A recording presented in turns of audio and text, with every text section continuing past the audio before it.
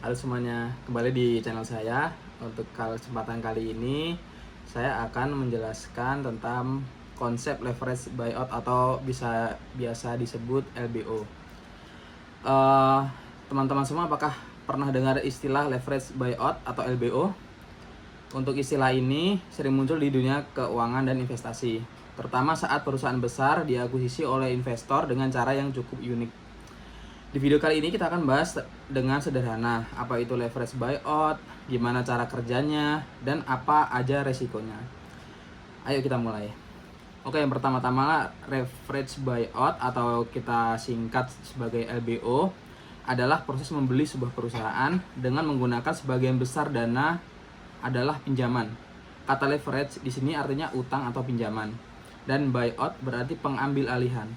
Jadi secara sederhana LBO adalah akuisisi perusahaan menggunakan uang pinjaman, di mana aset perusahaan yang diakuisisi itu nantinya akan dijadikan jaminan untuk membayar kembali utang tersebut. LBO ini apa tujuannya?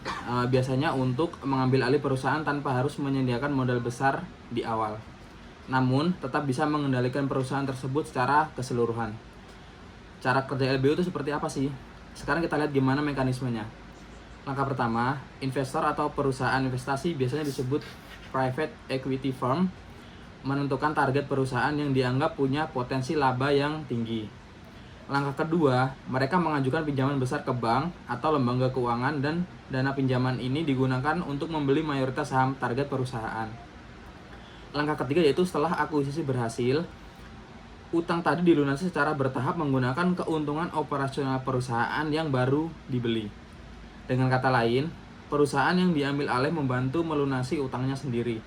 Itu sebabnya LBO sering dianggap sebagai strategi high risk, high return, karena kalau kinerja perusahaan turun, bisa-bisa tidak mampu membayar utang bank.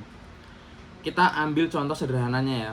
Misalkan ada perusahaan investasi bernama Mr. A yang ingin membeli perusahaan makanan Food Delight.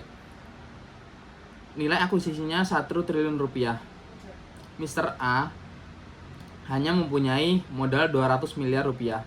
Sisanya 800 miliar dipinjam dari bank. Setelah akuisisi, Food Delight dikelola dengan lebih efisien, biaya operasional yang dikurangi, pendapatannya naik, dan dalam beberapa tahun keuntungan perusahaan digunakan untuk melunasi pinjaman tersebut.